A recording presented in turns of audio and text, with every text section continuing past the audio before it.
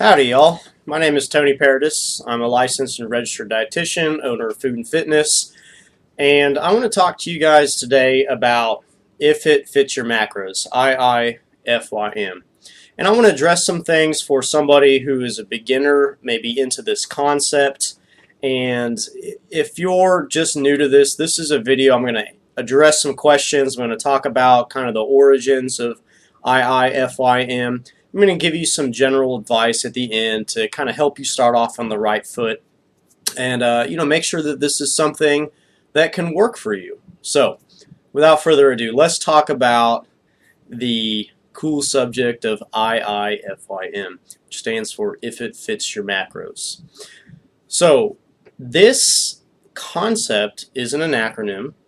It is not a diet. It was never meant to be a diet. The origins of If It Fits Your Macros started on the bodybuilding.com nutrition forums.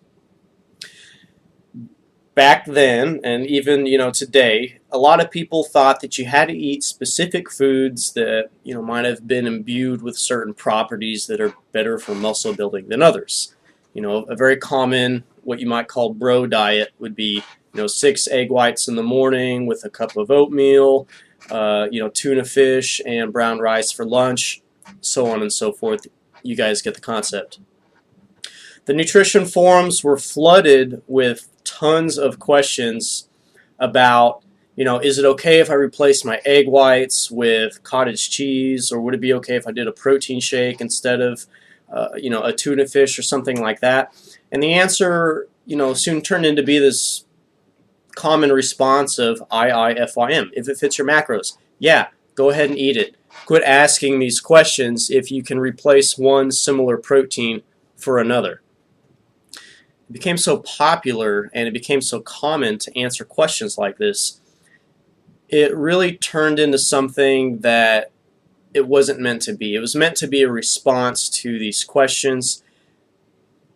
And in the bodybuilding community, which is an extreme sport itself, you might assume that taking any sort of concept, it can get taken to an extreme on one way or the other.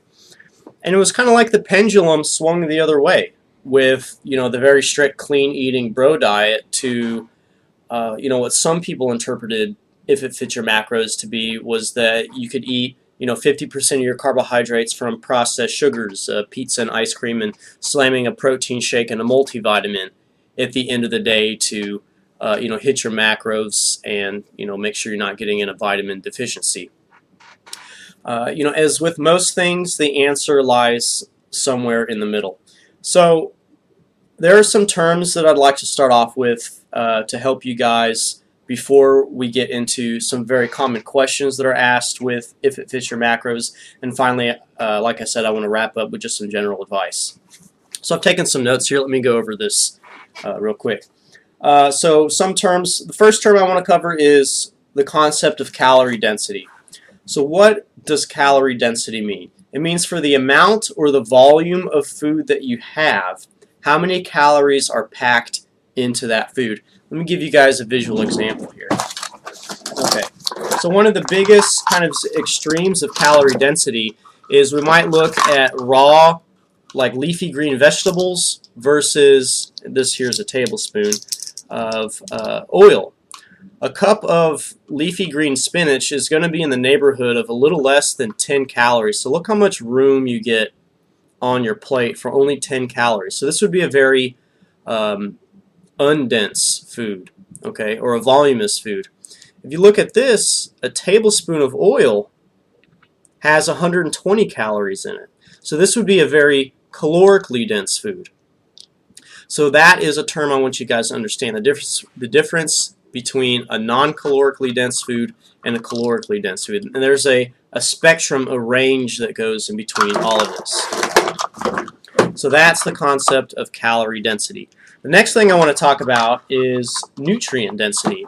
So what nutrient density describes is taking a certain food and how many nutrients in terms, usually micronutrients, but some other things we might consider In those would be some macronutrients that have some beneficial properties, like maybe a little bit more protein or a little bit more fiber. So what nutrient density describes is the company that comes with the macronutrients. So a lot of times people are very afraid of, let's say sugar. Well, sugar in an apple at a molecular level is the same as sugar that comes from a processed or refined sugar. But the difference is that an apple is more nutrient dense. So it has more vitamins, minerals, fiber here in the skin that gives extra benefit to one's health versus an equal amount of like cane sugar. Okay, so you have your calorie density, so how many calories are in the food, and you have your nutrient density. Another term I want to cover is satiety. Satiety means staying full in between meals. Now, there are certain foods based on their caloric density, the amount of volume that they take up, and the nutrient density that they have that can affect your satiety. Okay, I'm not going to get into those foods specifically right now, but there is a range in which foods can provide more satiety or less satiety. Okay, so these are some considerations you want to make when building a diet. The fourth term I want to cover is mindless eating. So mindless eating is something that everybody does. We don't make food decisions purely on a logical level. A lot of times, if you're a normal person, you're going to make emotional choices about food. And there are three things that really affect mindless eating. The first thing is your environment, so what kind of things you have around yourself, and things like trigger foods do exist. So while you can eat anything on a diet, you may have a specific food that you find that you simply can't control the amount that you eat of that food. That would be an environmental factor. You may not want to keep that around you. The other thing you can have with mindless eating is trade-offs. This is something that we do normally subconsciously. Switching a low-fat mayo for a regular mayo, or a high-calorie for a low-calorie food.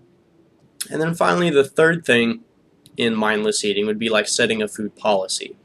Some people set a policy for themselves not to eat past 9 p.m.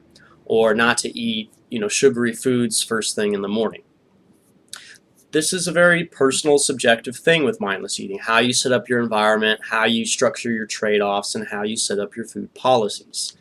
If this is something that you want to learn more about, I recommend checking out Brian Wansing's book. It's an evidence-based book on mindless eating, breaking down into the different components of it. But this is something that also does affect your long-term compliance with the diet. The second two terms that I want to cover are disordered eating and disordered body image.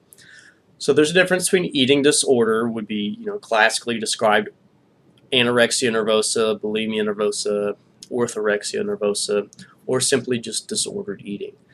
Disordered eating that can occur. It doesn't necessarily mean you're in a full-blown eating disorder, but it's usually an eating pattern that is it's dysfunctional. It is negative to your health, it's negative to your mental health, and it causes some sort of stress or strife either on the person's personal life, social environment, or negatively impacting their health. Also, body image disorder. So body image disorder would be something, or a disordered body image might not mean that you have a full psychological disorder, but this would be somebody that weighs themselves multiple times a day, thinks about their weight too often, thinks about their body and comparing themselves to other people too often. So these are just two things I want you to be aware of. Now, these concepts I'm going to kind of bring into play later, so stick with me. And the final term that I want to identify is discretionary calorie allowance. So a discretionary calorie allowance, this is a term used by the USDA guidelines in helping people to, what's the way I want to put this, incorporate certain foods into their diet, giving them sort of a range That's what I'm looking for, is a range of calories that they can have, just eating for pleasure. What we might consider things that are both calorie dense and not nutrient dense, we might call these empty calories. So that is discretionary calorie allowance. So now that we've identified these terms, I want to go over a few commonly asked questions with beginners who are new to IIFYM and address those. So first of all is, what should I eat to be successful? A lot of times we see on the forums or on message boards is people, what should I eat? Eat whatever you want. Okay, to a beginner, this is not a very helpful push in the right direction. Of course they can eat whatever they want, but sometimes people need a little bit of structure. So let me give you guys some structure here. Okay. What should you eat to be successful? Well, first of all, you want to find a balance between the calorie density of foods, the nutrient density foods, and satiety. Okay? So how can I eat a diet that satisfies my hunger cravings and keeps me full, and also make sure that I'm eating enough at my meals to be satisfied? So there's a balance between calorie density, nutrient density, and satiety. Also, you need to find a balance between mindless eating and disordered eating and disordered body image perception. So getting started is, should I eat 6 times a day? Well, maybe, if that's what works for you, but if you're the kind of person that obsesses about food and always that next meal, it may not be a good thing for you to constantly be thinking about food every 2 hours. Or, how often should you weigh yourself? I can weigh myself every day and I'm fine with that. If that bothers you a lot, well, you should space that out a bit. So keeping in terms of also mindless eating is, yeah, you can eat whatever you want. You can have ice cream, but if you can't control the amount of ice cream that you eat, or if you constantly find yourself indulging in chips and going over your calories, maybe this isn't something that you should keep in your house. So keep all of these things in mind. So what should you eat to be successful? So that first part, I want to recap over that, is those terms that we just defined. A balance between calorie density, nutrient density, satiety, keeping track of your mindless eating, and perhaps disordered eating or disordered body image perception. Keep those things in mind. Okay, now let's talk a little bit about what should you eat in terms of discretionary calorie allowance. 80 to 90% of your diet should come from whole foods and unrefined grains. 10 to 20% of your calories can come from calories filled with however you like. It can be, what you categorize as junk food or empty calories, or if you prefer to just eat an extra, very nutrient-dense food, you can have that too. I recommend the 80% range, more for somebody, 80% whole foods, 20% discretionary, more for somebody who's very active, because you're burning extra calories and you have more of an allotment to get more nutrients into your day, so you can be a little bit more flexible with that. For somebody who isn't very active, or for somebody who's like honing in really close on a goal, I would recommend the 90-10% kind of way of looking at that. 90% of your choice should come from whole foods, whole grains, minimally processed foods, and 10% from maybe more pleasure foods, empty calories, or anything that you like. Okay, so that is what I would recommend for that sort of range, looking at that. So what does that look like? For example, on a 2,000 calorie diet. Let's say that we wanted to spend 10% of our calories on discretionary calories on a 2,000 calorie diet. You can split that up in each meal, each day, or maybe even each week. It depends on what fits right for you. So let's say you're somebody that likes to have a little bit of a discretionary calories with each meal. On a 2,000 calorie diet, if we broke that up into 3 meals, that would look like, into thirds, that would look like at each meal 66 calories would be allotted toward discretionary calories. So this might be a little bit of coffee creamer and some sugar in the morning. Okay, if you wanted to do something like that, it might be maybe, gosh, that wouldn't even be, that'd be like half a cup of soda. It'd be a few pieces of hard candy, okay, with each meal. And if that's how you want to spend your calories, great. You can do that throughout the day. On a 2,000 calorie diet with 10% used up as kind of like one bulk part of the day, that would equal 200 calories. So 10% of 2,000 calories equals 200 calories. This gives you a little bit more wiggle room to play with. So let's say if for the rest, for your meals you ate minimally processed whole food options. Let's say at the end of the day you could have yourself maybe an ice cream sandwich, or you could have a soda pop, or you could have whatever you want. 200 calories at 10% of 2,000 calories. Okay. Let's say you're one of those people that likes to just kind of do a really big indulgence once a week. Well, if we take your 2,000 calories times 7 days and take 10% of that, that would give you once a week 1,400 calories to blow on, a big pizza and ice cream,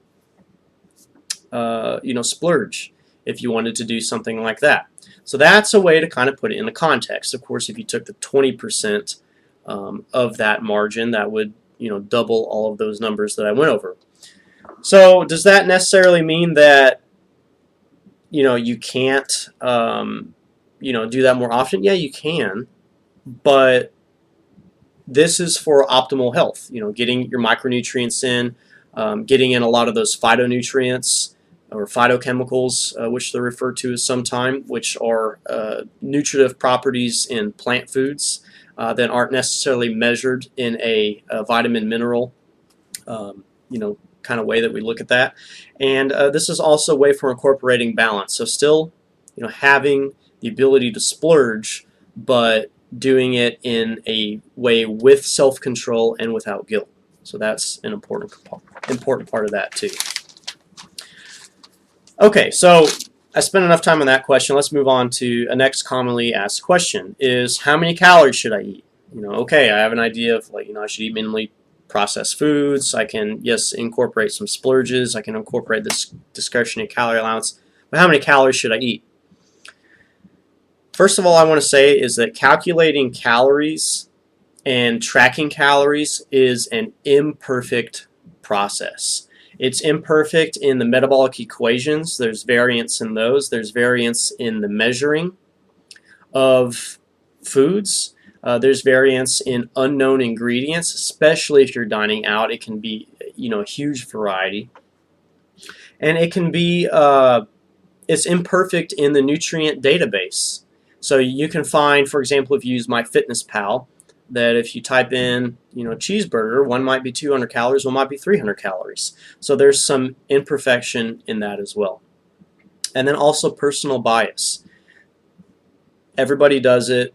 That is something that affects the way that calories are recorded as well too. So I'm getting to my point, don't worry. How many calories should you eat?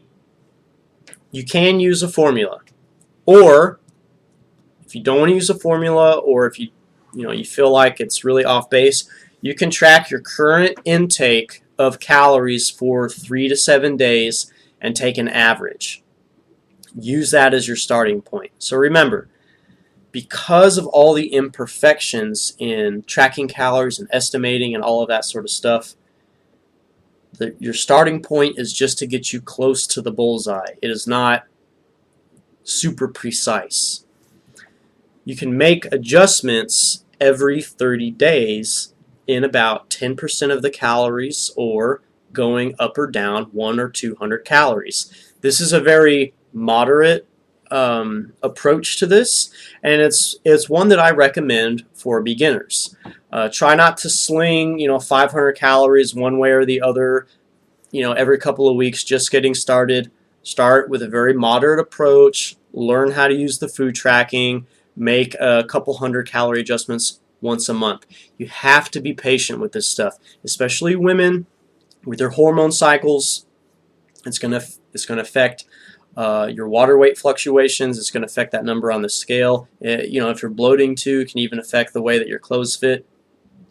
At the end of the month, if you have not lost weight, you're not retaining water, you're retaining food, and you can make an adjustment from there. So 100 to 200 calories, or about 10%. Okay, so that's how many calories you should eat. Next question is, well, what should my macros be? Where do I start with that? Let me give you some general guidelines for beginners.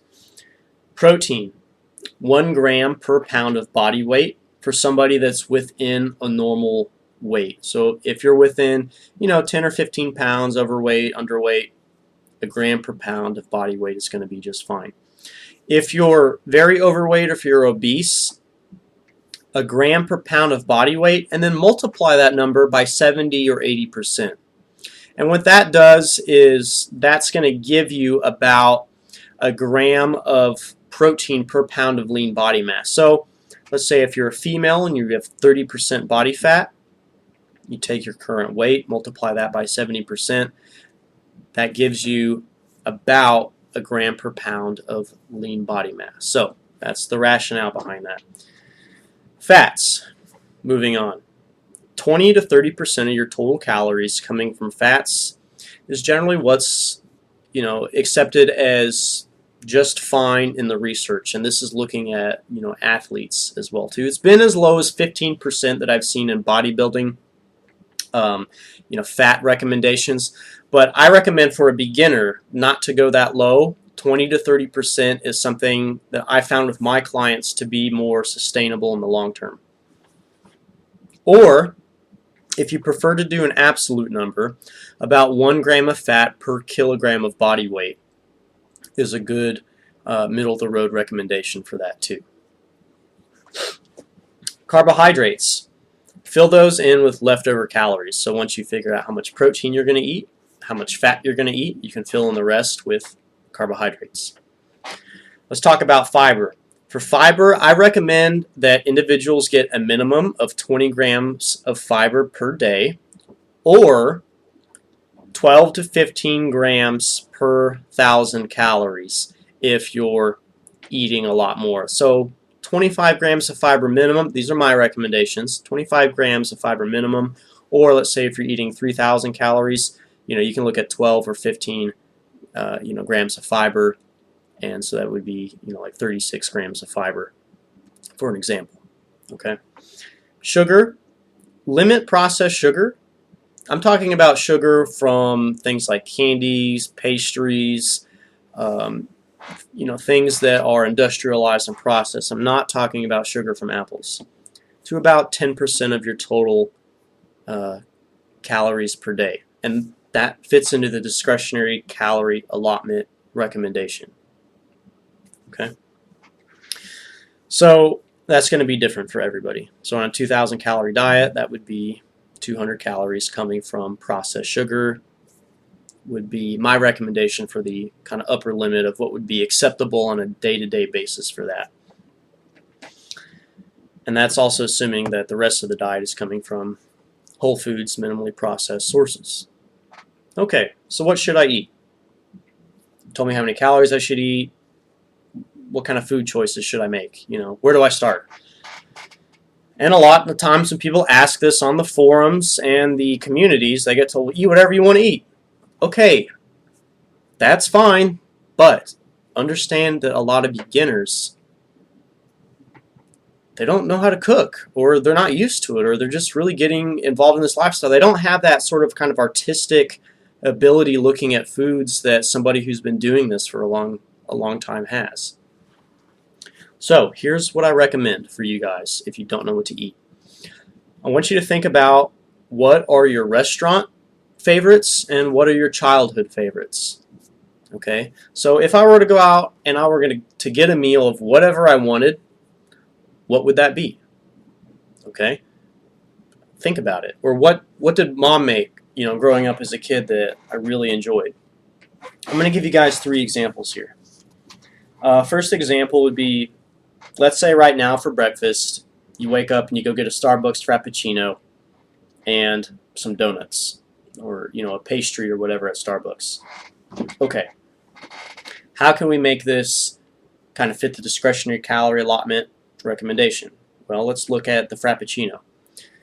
Look at something that you like to have and try to say, well, how can I recreate this in a way that fits my macros and fits my goals and my guidelines?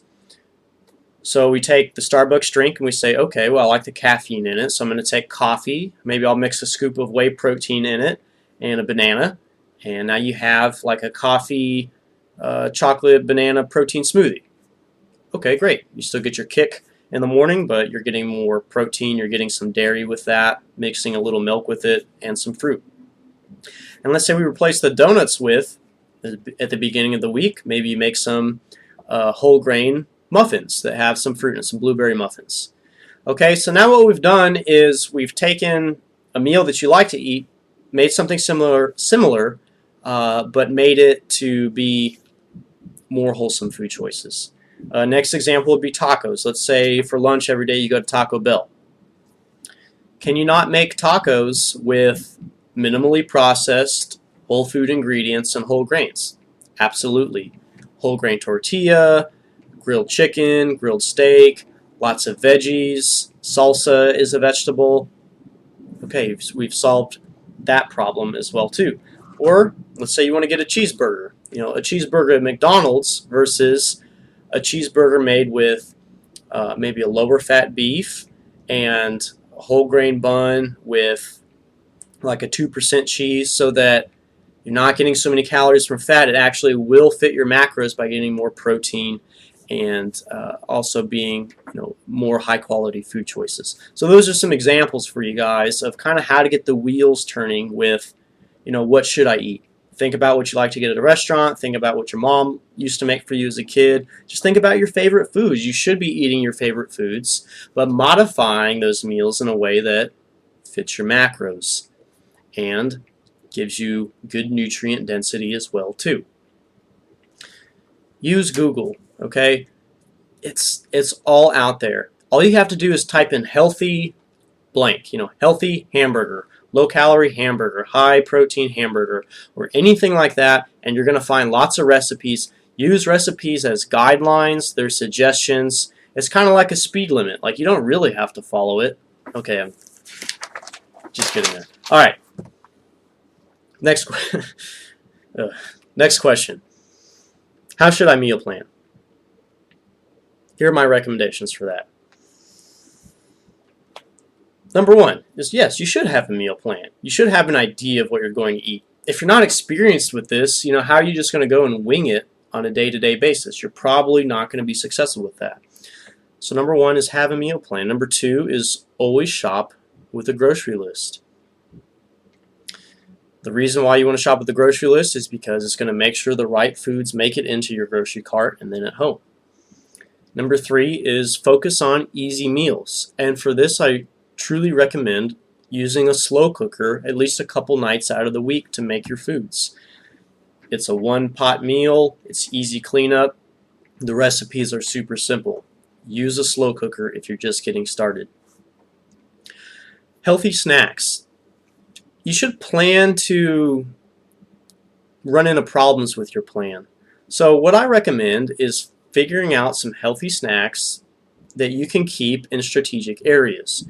For example, in my car, I always keep a couple packs of those, whole grain peanut butter crackers. In my office here at work, I have some protein shakes in the fridge.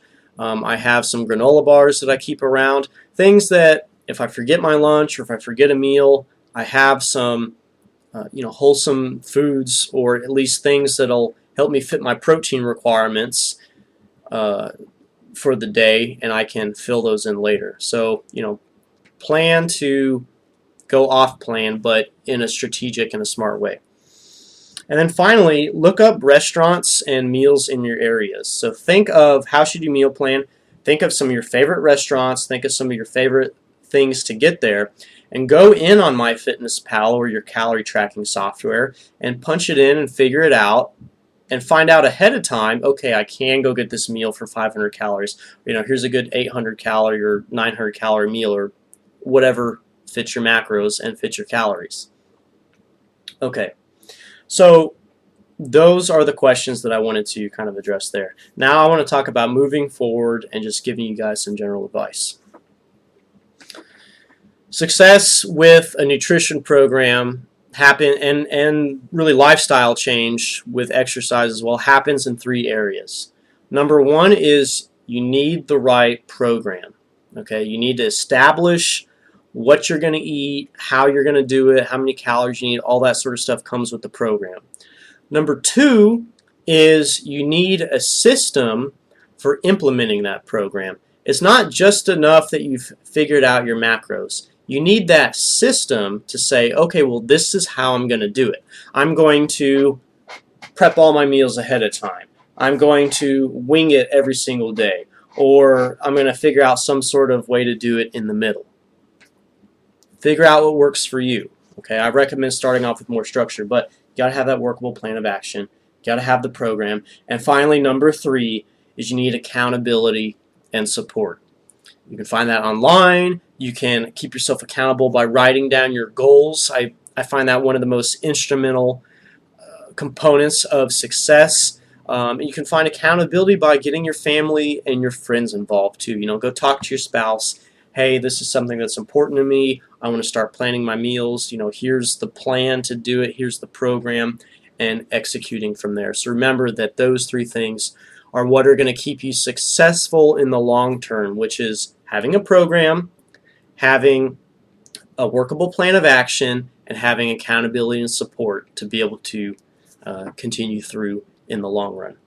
So I want to finish off by giving you guys an analogy. I want to look at nutrition and proper nutrition as the same way as playing an instrument. When you start off playing an instrument, a lot of us have grandiose dreams of we're going to pick up that guitar and we're just going to start shredding, and it never happens that way, and it's actually tough to learn a musical instrument. When you learn a musical instrument, you start off with sheet music. You usually start off with a tutor and a certain amount of time that you actually have to schedule in to practice that instrument. But over time, what happens? You learn to play by ear. You learn to do it intuitively, and you learn to do it instinctually. The same thing happens with your nutrition program. I recommend that you guys actually schedule out time to do your grocery shopping, do your meal planning, to do your meal prep. I recommend that you hold yourself accountable, and if you need it, to work with a coach, to work with your trainer, or work with your registered dietitian to help keep you moving in the right direction. And eventually, you will hit a point where you don't necessarily need to use MyFitnessPal all the time, where you don't necessarily need to weigh and measure every single food, and you're able to eyeball things, to do it intuitively, and be able to focus on other things in your life, which is important too. We're doing this to enhance our life, not for it to become our life. So use that as kind of your lesson in moving forward. Guys, my name is Tony Paradis, a licensed dietitian, personal trainer, owner of Food and Fitness. I do online coaching as well. Please like this video, please subscribe, and hey, leave a comment down below. Let me know what you guys think of how the advice that I gave and how that pertains to you, or if you disagree, let me know. I'd like to engage in some dialogue and see if maybe some good points could be made. And finally, I'm going to link it down below, but check out my website at foodandfitnessonline.com. Y'all keep it real. Good luck with getting started in your lifestyle change with your nutrition program. And if you ever need any help, shoot me a message. I'm always here to point you in the right direction. But until then, keep up the good work. Thanks.